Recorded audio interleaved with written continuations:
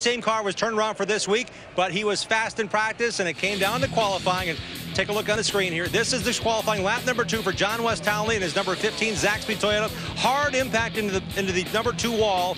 As he exited the corner, I asked him what happened. He said the car just snapped loose. Don't know if a tire was going down or just something went awry mechanically. So this Zaxby Chevrolet is a car that he was in. 2 mile over, and we're racing live on Fox Sports 1.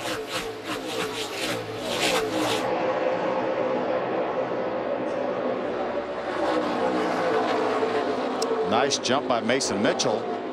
He had the 66 of Austin Terrio right behind him, pushed him out in front of the inside car. Oh, Coughlin is up high in the Jegs car, that bright yellow machine. You got to be careful up there, Phil. It gets pretty loose up in that stuff. Certainly does. We haven't seen anybody up there. A lot of debris up there. How about Justin Allison, that 88 car, going 3 wide to get a couple spots? Kimmel right there with him in the 69. Will.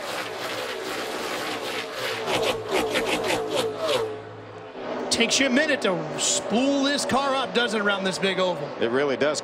These cars have tapered spacers. They're putting about 680 to 700 horsepower down to the rear wheels, way high for the 22, into the wall. Yep, right up along the wall, scraping the wall itself. See the damage, a little bit of damage to that right front fender. He definitely got in to the outside wall. He was running in the 3rd spot. See Will Kimmel, the 69, go by him. Yeah, he crinkled it for sure. Needs to keep an eye out, see if he can smell a tire rub. You don't want to cut a tire down here at these speeds. He's got a tire rub, it looks like, Ralph. You can see just a wisp of smoke, can't you? Yeah. He comes by the spotter's position right there at the start-finish line. The spotter needs to tell him, hey, bring that thing to pit road here. Too early in the race to take any chances. Too much at risk, because the next time if that tire goes, you're not going to just crinkle it, you're going to just destroy it. Ooh. Looks like he about got in the wall again on exit of 2. Now he's dealing with the after effects of the arrow with that, right? Exactly.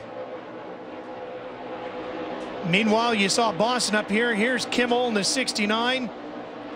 Allison in the 88. How about Austin Wayne Self now? He's going to try to go down to the bottom, draft off the 88 of Justin Allison to try to get by the 69 of Will Kimmel. Now he's going to tuck back in behind.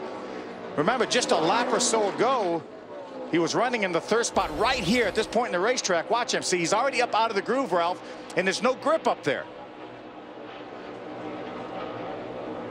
Let's see what it looked like from his perspective. He just feathered on the throttle. More than likely, he was probably a little bit loose, Ralph, and he just got out of the groove into the loose stuff. Caution is out. Caution is out, and the 10 is slowing on the bottom of the racetrack. Rick Clifton, and then the 97 of Tom O'Leary, the 4th, in the grass. See some smoke out of the 97 car. We'll straighten it all up for you when we come back to Michigan right after this. Stay with us. The trucks at Gateway since 2010, and there's 8 drivers that have experience in trucks at Gateway. Only 8 of the field. Wow. Well, let's see how we got here. Smoke just billowing out of the 97 of O'Leary. ARCA officials had no choice but to, you can see actually some oil coming out from underneath that 97 car. No choice but to throw the caution flag. Yeah, and he was running inside the top 20. Race with Roush Yates engines. Well, one important note is Mason Mitchell's making notice, not only in this garage, but in the NASCAR Sprint Cup Series garage when it comes to engine building. Doug Yates of Roush Yates engine has come down to take a peek at how things are going on down here. Jim, we just blew a motor, and it's Boston. Right in front of the 98. We were riding along with Mason Mitchell. Right in front of him. You can hear some bad sounds from that 25 car. He needed to get to the bottom, but couldn't cut to the bottom right away because there was a tremendous amount of cars coming behind him. Yeah, Justin did a nice job maintaining control of that car, and so did Mason Mitchell, who was right in his tire tracks. And as soon as that engine let go on that Zaloop Toyota, you saw Mason turn down to the bottom and get underneath him. And she went in a big way. Boy, what a tough day for Justin Boston. Oh, right?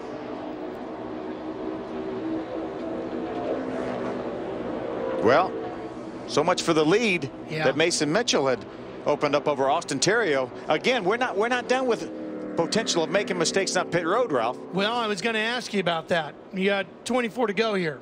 What do you do? I think you come in, absolutely come in and put tires on. Mason Mitchell pitted on lap number 47 with qualifying with the pace laps. We think he can probably make it to the end. The caution lap's going to help that, but why not put some new Hoosiers on this car and know he's got enough fuel in case we get a green-white checker. Remember, we could have multiple green-white checkers here in the ARCA Racing Series. You almost have to, don't you? I think so. Let's watch what happened just in front of our leader. There it goes. And it goes in a big way. Fortunately, he was just enough favoring the inside there that he was able to turn that car hard. And we have so few cars on the lead lap. You come into pits right now, and the worst you're going to restart is 6th. Nothing to lose by coming down pit road. We had done 68 consecutive green flag laps, and Frank Kimmel will get the free pass. And that's the view Mason Mitchell had when the 25 engine let go for Justin Boston.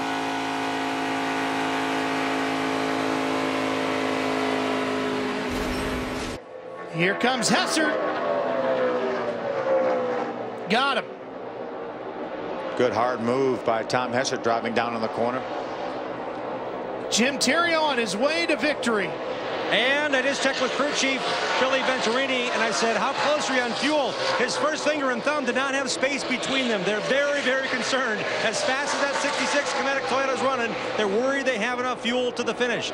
Mason Mitchell has not said anything on the radio as far as why his car is not keeping pace. It may be the clean air issue where he just can't get enough air to what he needs across that nose, but with this distance now, you think he'd close again. Not the case. Mitchell has said nothing on the radio, nor has his crew chief signaled they're worried about anything. He just is not as fast as the 66 right now. Yeah, something's going to happen, Ralph. Have to happen for Mitchell to have a shot at either a fuel issue for Terrio or a caution flag, because he now is over 3 seconds behind. Yeah, and at that point, it's not the dirty air. You're in clean air when you're that far back, right? Yeah, that last lap, Terrio was 0.4 of a second faster than Mason Mitchell.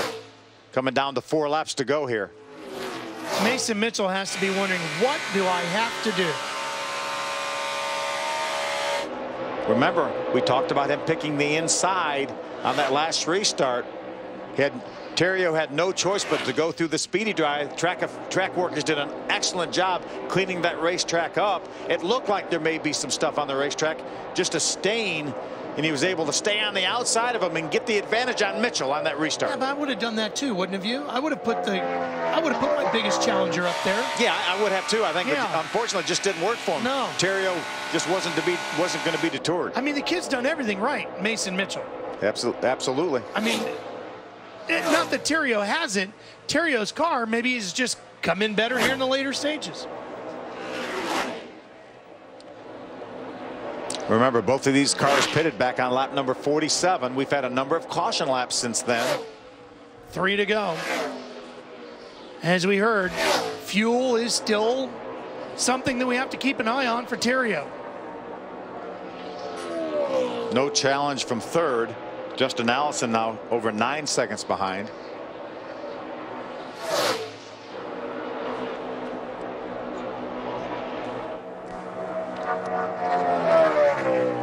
Remember, he ran 47 laps plus qualifying plus pace laps. So with all the caution laps we had, Ralph, for that blown engine by Justin Boston, that should be enough to get him to the end. Phil, we are getting deeper into the twilight of the day here. Cooler temperatures. Maybe that's impacted Mason Mitchell's Mitchell. car. Absolutely, yes.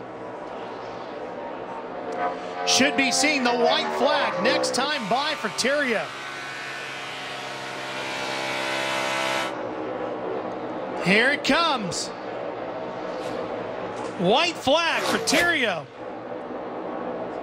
Austin Terrio in his first ARCA start.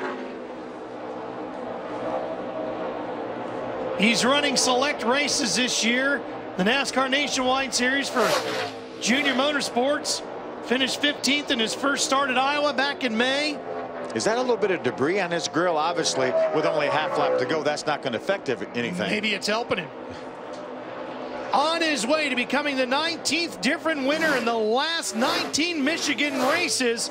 6 different winner in 2014. Checkered flag awaits, and the winner of the Michigan ARCA 200 is Austin Theriault. First win in his first start. How about this battle for 8th here? Austin Wayne Self all over the back of Grant Enfinger. Enfinger needs every point he can get, and he'll get the points